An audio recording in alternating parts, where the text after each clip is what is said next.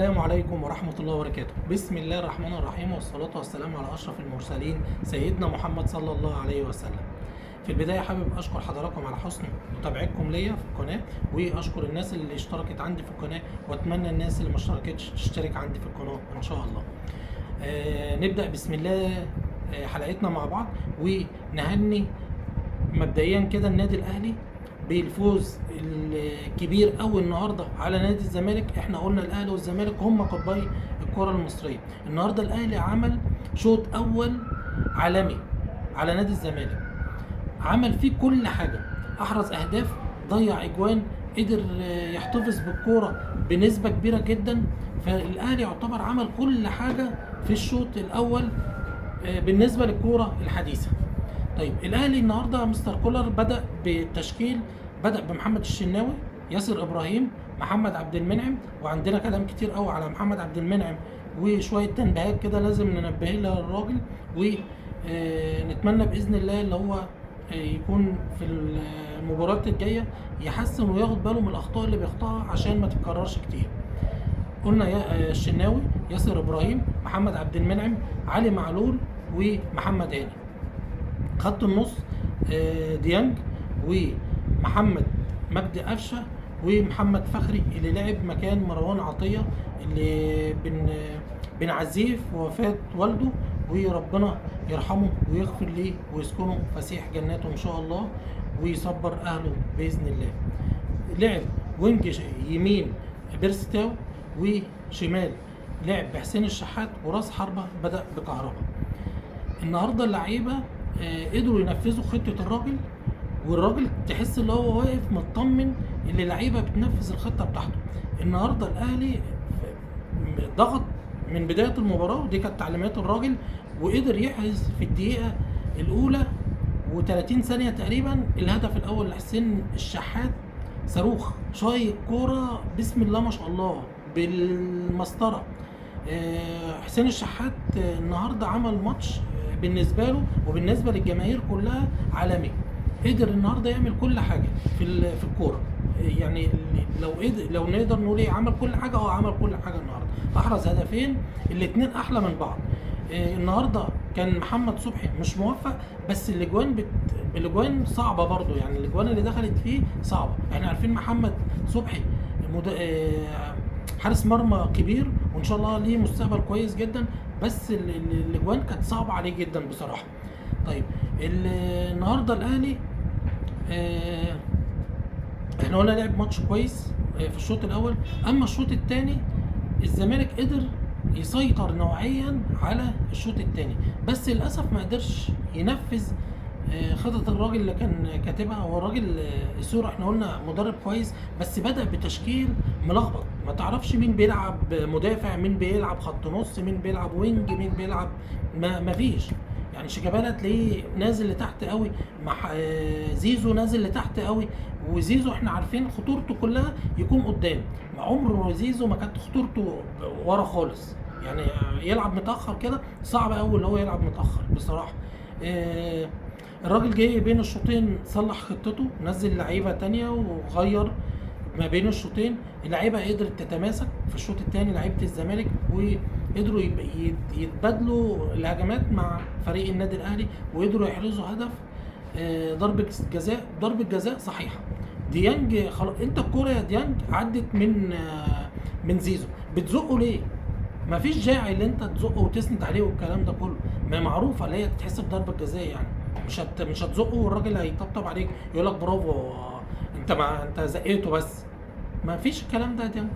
ديانج النهارده كان في كام لعيب في النادي الاهلي ما كانوش موفقين قوي. لو اللعيبه دي موفقه واقفين على رجليهم النهارده كنا الاهلي عمل سكور كبير قوي على الزمالك.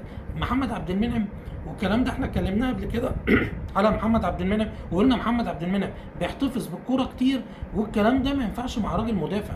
اللي انت تحتفظ بالكوره واللي انت تمرقص ورا بتعرض حارس المرمى بتاعك والمرمى بتاعك لخطوره، هجمات خطره، انفرادات ومش عارف. يعني له واحد غير الشناوي كان دخل فيه جونين 3 النهارده من عبد المنعم، والمطوشه اللي فاتت احنا اتكلمنا الموضوع ده على عبد المنعم، فيا ريت عبد المنعم يخلي باله شويه من الموضوع ده. ديانج النهارده الميس باص بتاعه كتير قوي، يعني احنا قلنا وشكرنا في ديانج المباريات اللي فاتت والمطوشه اللي فاتت كلها كنا بنشكر فيه وبنقول الراجل رجع لمستواه ومش عارف ايه. النهارده لا، ديانج معزوز، مع ان القصه بتاعته خلصت والاهلي كان وعده ان القصه بتاعتك هتخلص، واحنا كلنا كنا عارفين وقلنا في التشكيل بتاع امبارح. احنا التشكيل اللي احنا قلناه امبارح في الحلقه بتاعتنا هو اللي الاهلي بدا بيه باستثناء مروان عطيه عشان حاله الوفاه اللي عنده. واحنا قلنا برضو بنعزي الكابتن مروان عطيه في وفاه والده، ونتمنى له ان شاء الله الرحمه وربنا يكتب له الجنه باذن الله. طيب اتكلمنا على محمد عبد المنعم والحاجات اللي المفروض ياخد باله منها. ديانج النهارده عنده مسباس كتير. بيرستاو احنا عارفين اللي هو بسم الله ما شاء الله لعيب عالمي، بس النهارده برضو للاسف ما كانش في مستواه اللي احنا عارفينه، فنتمنى من بيرستاو التركيز وان شاء الله باذن الله المباريات الجايه يكون نشوفه بالمستوى اللي احنا عارفينه فيه. حسين الشحات النهارده ادى بسم الله ما شاء الله اداء كبير جدا جدا جدا. الشناوي النهارده كان وحش، بسم الله ما شاء الله عليك يا شناوي، ربنا يحفظك يا ابني، والله وحش واقف في الجون، الله اكبر. يعني هي ضربه جزاء بس والحمد لله، يعني قدر الله ما شاء فعل. كهربا النهارده مش هو ده مستوى كهربا، يعني كوره جات له حسين الشحات لعب له كوره حلوه قوي كان يقدر يحطها في الجون ما قدرش. كذا كوره رامي نفسه قدام قوي في الاوفسايد. يا ريت كهربا ربنا يكرمه ونخلص بقى من القصه بتاعت الفلوس بتاعته دي ندفعها والراجل مزاجه يروح، عشان احنا محتاجين واحد زي كهربا في المنتخب وفي النادي ان شاء الله وفي الفرقه بتاعت النادي الاهلي. نزل الشوط الثاني كريستو لسه احنا قلنا لسه بدري عليه، لازم يلعب كتير. نزل كوكا النهارده، كوكا كويس جدا ومن وجهه نظري احسن من فخري بصراحه، كان المفروض هو اللي يبدا الماتش النهارده بدل فخري.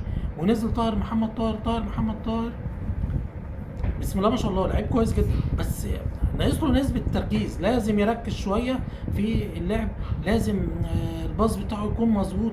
انت بتنزل 10 دقايق ربع ساعه، لازم الباص بتاعك يكون مظبوط، لازم تكون ايجابي على المرمى، مش ما تحتفظش بالكوره وتروح بيها على الجنب. الكلام ده كله يا طاهر خلي بالك من الموضوع ده. احنا اتكلمنا عليك كذا مره وبنشكر في مستواك، وانت راجل لعيب وراجل كويس، ونتمنى لك ان شاء الله اللي انت ترجع لمستواك بتاع نادي المقاولين. محمد شريف النهارده كان كويس جدا وقدر يحرز هدف حلو قوي قوي، يعني ركنها للراجل. هو ده شريف. انا قلت شريف هيحرز في ماتش الزمالك، لان شريف متعود على ان هو ربنا بيكرمه، الراجل ده يغيب وربنا يكرمه في ماتش الزمالك يقدر يحرز فيه. طيب اتكلمنا على اللعيبه دي، وطبعا احنا عرفنا النهارده الامام عاشور انضم رسميا. بوبو بنسبه كبيره جدا احنا اتكلمنا عليه وقلنا انضم رسميا. مصطفى فتحي هو ما بين لا، يعني الاهلي عارض عليه، وطبعا احنا كلنا نتمنى لعيب زي مصطفى فتحي يكون عندنا في الفريق في النادي الاهلي، واتمنى له التوفيق ان شاء الله. واتمنى لمصطفى فتحي يجي النادي الاهلي هيكون اضافه، ويكون يمسك الجنب اليمين ده الوينج الرايت ده هو وبيرستاو، تغير بقى ما بينهم، ده ينزل مكان ده يبدا الاثنين بسم الله ما شاء الله اقوى من بعض، والاثنين بيلعبوا برجلهم الشمال حلو قوي، والاثنين بيعرفوا يهدفوا، والاثنين رجليهم حافظين مكان الشبكه. اتمنى لمصطفى فتحي اللي هو ينضم للنادي الاهلي و يبقى لعيب معانا في الموسم الجاي ان شاء الله، واتمنى له خير ان شاء الله. طب هنتكلم النهارده على نادي الزمالك والتشكيل اللي بدأ بيه النهارده مستر إسيرو. احنا قلنا شكرنا في الراجل، قلنا اللي هو مدير فني محترم، عنده خطه عايز ينفذها باللعيبه، واللعيبه لحد ما بتنفذها، بس للاسف الراجل النهارده بدأ بتشكيل غلط، ما تعرفش مين بيلعب فين، يعني ما في تحس ان ما فيش حد من لعيبه الزمالك بيلعب في مركزه خالص النهارده. لما الراجل انتبه وقدر يغير ما بين الشوطين ونزل لعيبه وحط كل لعيب في مركزه، اللعيبه قدرت تقف على رجليها وبقت ند قوي قدام النادي الاهلي. احرزوا هدف في من ضربه جزاء، احرزوا زيزو، والاهلي احرز هدف لمحمد شريف في الشوط الثاني. يعني الفرقتين كانوا ندين قويين جدا جدا جدا في الشوط الثاني. اتمنى التوفيق لنادي الزمالك في المطوشه الجايه، وان شاء الله باذن الله ربنا يكتب لهم الخير. زيزو النهارده عمل مجهود خرافي، عمل مجهود النهارده بسم الله ما شاء الله خرافي. زيزو احنا عارفين ان هو لعيب كبير جدا، بس ايد لوحدها ما تسقفش يا جماعه. يعني لعيب بيرجع يدافع ويهاجم ويبدا الهجمه من تحت، صعب قوي ان اللعيب يعمل ده كله. الجزيري كان النهارده كان كويس جدا جدا، وشيكابالا لعب النهارده تحس اللي هو يعني مش هو ده شيكابالا، يعني ما عرفش يتلم على كرة يشوطها، مش هو ده شيكابالا اللي احنا عارفينه. يعني احنا عارفين ان شيكابالا خطير، وجماهير النادي الاهلي وانا واحد منهم لما باجي اتفرج على ماتش اهلي وزمالك وشيكابالا بيلعب ببقى عامل له الف حساب، ببقى خايف منه. اي كرة يلمسها بتحس بالخطورة فيها، زيه زي زيزو زي الجزيري. اتمنى ان شاء الله باذن الله لنادي الزمالك التوفيق، واتمنى له اللي هو يقدر يعمل في الموسم الجاي سكواد كويس. لاننا عارفين الكوره ما بين الاهلي والزمالك هي دي الكوره، والمطوشه بتاعت الاهلي والزمالك تعتبر بطوله خاصه. يعني الماتش ده سيان بقى اهلي حسم دوري، زمالك حسم دوري، لا دي بطوله خاصه. طبعا في النهايه ببارك لجماهير النادي الاهلي ولاعيبه النادي الاهلي، وببارك للكابتن محمود الخطيب، واتمنى للنادي الاهلي المزيد ان شاء الله باذن الله. وببارك طبعا لامام عاشور انضمامه للاهلي، واتمنى اشوف بوبو ومصطفى فتحي، لان اللعيبه دي هتكمل معانا، هيكملوا الفرقه بتاعتنا. يعني طلع مثلا حمدي فتحي، بوبو يكمل مكانه، امام عاشور هيكمل مكانه ان شاء الله باذن الله. اتمنى التوفيق، وببارك للاهلي للمره المليون، والف مليون مبروك، وبشكركم على حسن استماعكم ليا، واتمنى الناس اللي ما اشتركتش تشترك عندي في القناه. والسلام عليكم ورحمه الله وبركاته.